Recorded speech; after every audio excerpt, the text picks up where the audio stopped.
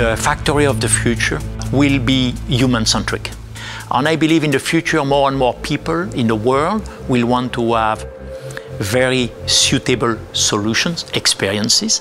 It's not only more of the same object, but differentiation.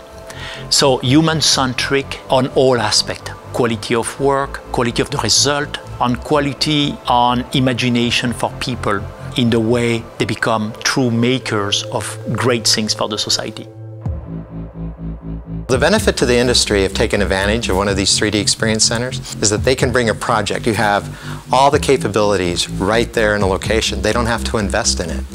So they can bring a group of people, they can come, they can stage a project, and they can perform research, they can do academia-related work, and they can do limited production work, all in one location.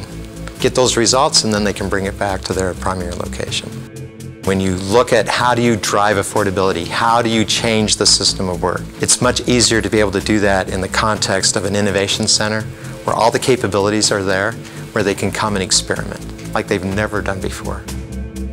The 3D Experience Center here at CEL provides a playground, an innovative hub to develop their ideas, their visions and their dreams.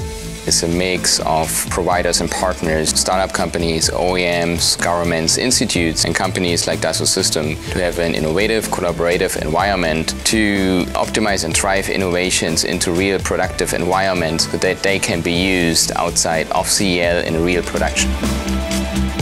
Major challenges facing the aerospace industry today can be considered in 4 major areas. The first is obviously the backlog that is presented by the major OEMs, including Boeing and Airbus, which represents over 30,000 aircraft in the next 20 years. Second is an evolving workforce. Many workers are aging and retiring soon, and skills and competencies will be going with them. Third is the integration of new technology, whether it be for entertainment, to make aircraft lighter and more efficient. But new technologies and engines across the board are typically difficult, timely, and tough to certify. Finally, the fourth one is, in typically many industries and companies, flat budgets don't help to bring on this new technology. So the Dassault Systèmes Future Factory approach solves many of these challenges focused on the production site. The major theme, and supported by the platform, is by providing flexibility. Flexibility across organizations to access and leverage information in both planning production and in running the operations of production. There's an opportunity with that flexibility to change the way aircraft are produced.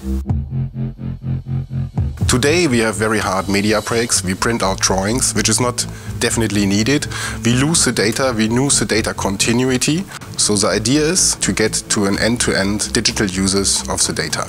And for sure to use the new technologies like classes, specific measurement devices, augmented reality to guide the blue collar on the shop floor.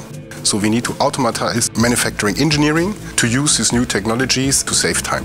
For that, with our Dassault Systèmes partnership, we introduce Industry 4.0 to build this link and to prepare the future.